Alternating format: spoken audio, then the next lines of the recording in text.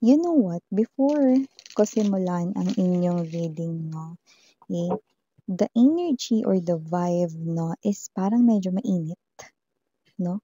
This side, no? So, whatever the case may be, yeah, baka naman sira yung electric pan mo, miss yan.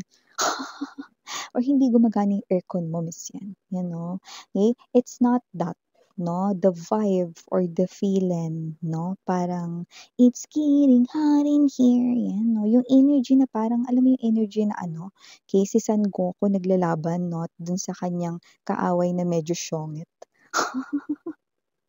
Itong sayo, Hami Wave! Yan, no? Parang ganong klase ng energy.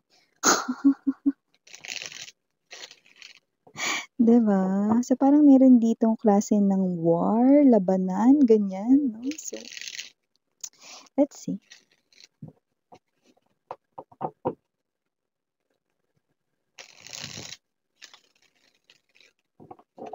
Archangel Michael, thank you so much. Angel guides, can we get a clear message, no?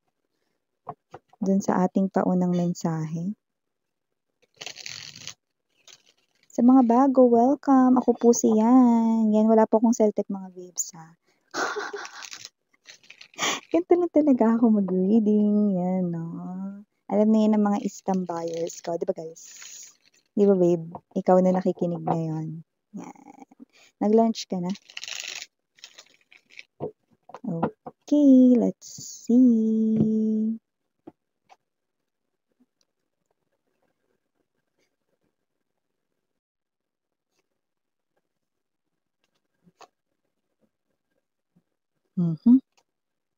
Kaya pala.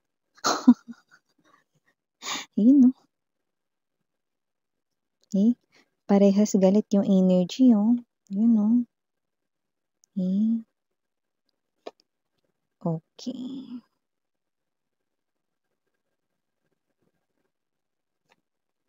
Yeah. Judgment Tower present dito. Okay. 5 of Swords, center of the reading. Gulo ito. Yan, no? Okay. Okay. Wow. Okay. Bottom of the deck, 10 of Swords, Page of Wands, 8 of Cups. Hi and hello there everyone. My name is Yan. Welcome new subscribers, returning tambayers. Thank you sa inyong walang sawang love at support for me. At kung hindi nyo pa meron pa po tayong other channel. Ang main channel natin yun ng The High Priestess. Ang link niyan down below sa ating description box. So if interesado, i-click lamang yung link na yan para kayo ay mapunta there. At araw-araw ay nag-upload tayo ng collective readings for all signs doon. At kung hanap ninyo ay reading per zodiac sign, meron din po tayo there. Okay, at na-upload na rin natin completely ang ating August reading per zodiac signs. Kaya naman pwede nyo nang tingnan yung inyo doon mga babes, no? At kung meron kayong gustong i-spy na zodiac sign, go! Hindi ko kayo pipigilan. Basta just take only what resonates. Okay? So, yeah, timeless din po ang ating mga readings. Meaning to say, pwedeng ito ay nangyari na sa iba. Sa iba naman po nangyayari na, no? At sa iba naman ay mangyayari pa lamang. Like a prediction to your future. And yeah, wala tayong gender dito sa babae, lalaki, LGBT. Everybody ay welcome. Okay? At the end of the day, you have your free will if you want to claim the messages or not. So, here. Yun oh, medyo mainit dito magkabilang panig mga babes. So, nakakita tayo dito ng salpukan. Ayan no, it could be an extension reading here na because I'm picking up no, same weight of energies. Yan. So, we have here this Knight of Swords energy, Queen of Swords energy, no, Queen of Wands. I was about to say the Queen of Wands, no, pero sa aking vision, no, ito ay naka in reverse position.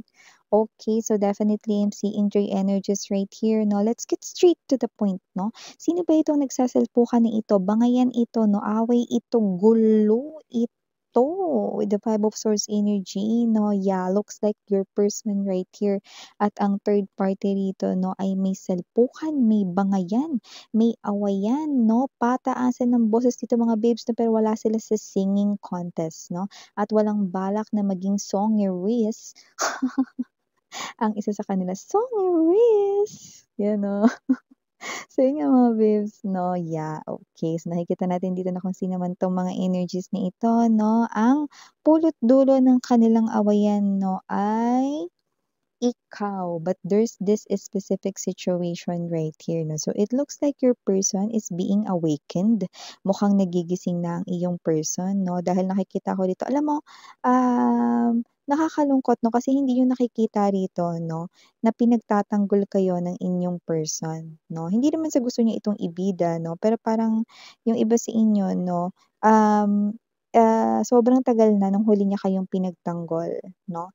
And yung iba puwedeng kinampihan pa yung third party nung kasalukuyan or kasagsagan 'no, ng kanila ritong pagtataksil sa inyo 'no. Pero ngayon, hindi niyo nakikita ito 'no, pero yeah, okay, this is what the spirits are saying 'no. Your person is making pagtanggol sa inyo. Pinagtatanggol kayo ng person ninyo ngayon 'no, at nakikita ko rito na binabantaan, 'yan nakakaloka, binabantaan 'no. It's like binabalaan 'no ng iyong person, okay.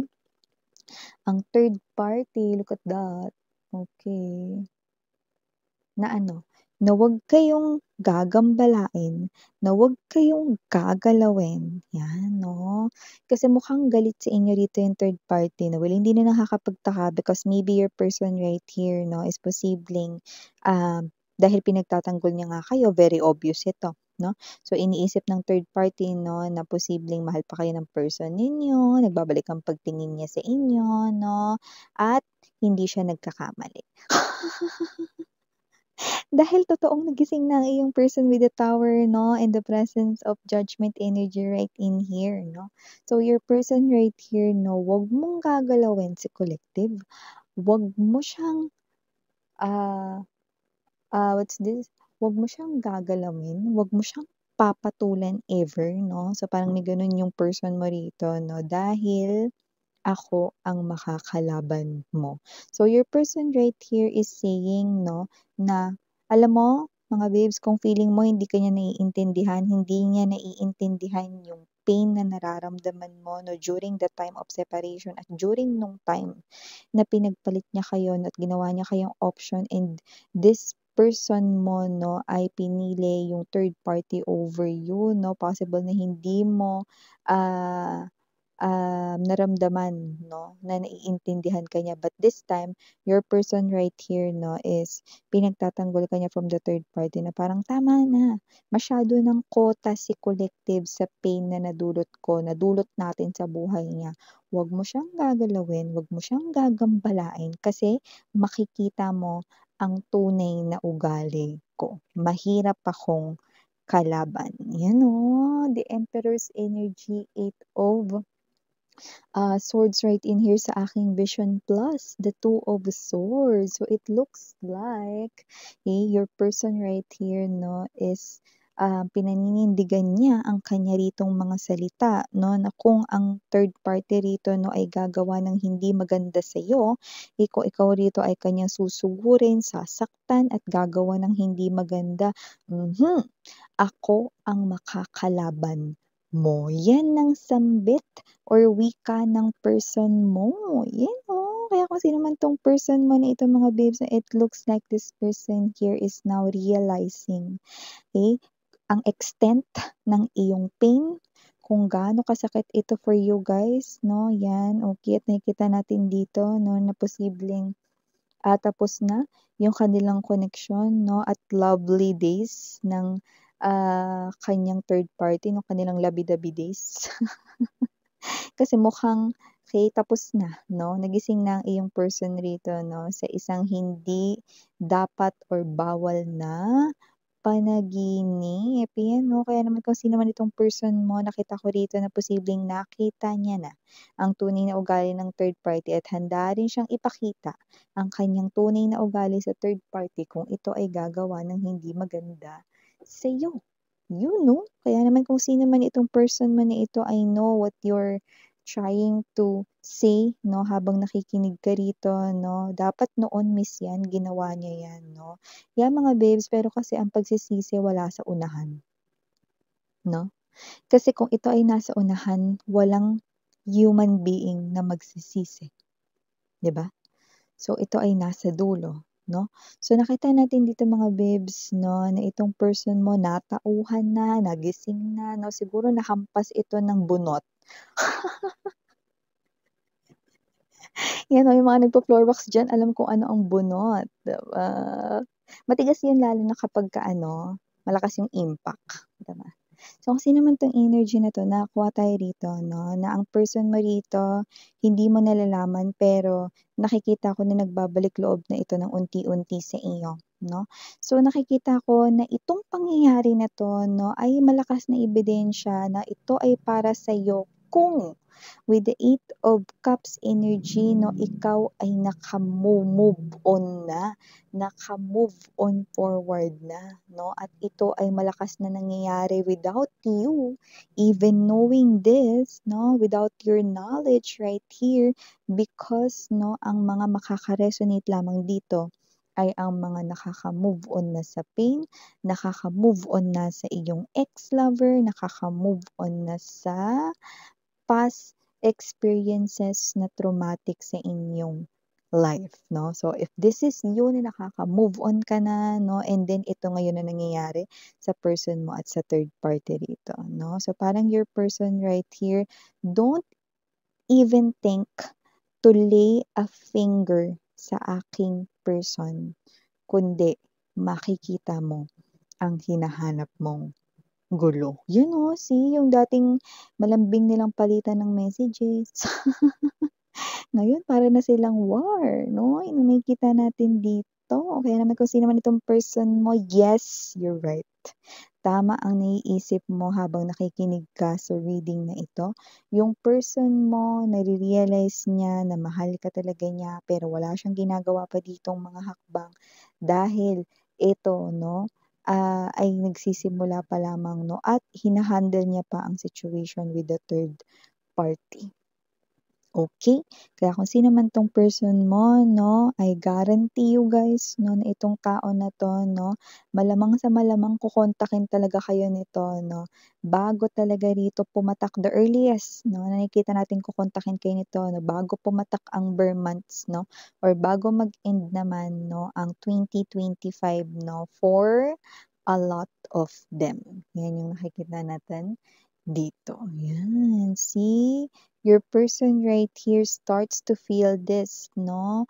Ngayon na nagmo-move on ka na sa kanya, yung tipong you know, okay ka na, no?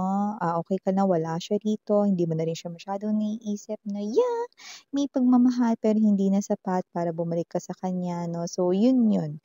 If you are someone who's really moving forward with your life, no, and that's you're okay, no? Na you're all by yourself, no? And then you are now accepting new things, new opportunities, no?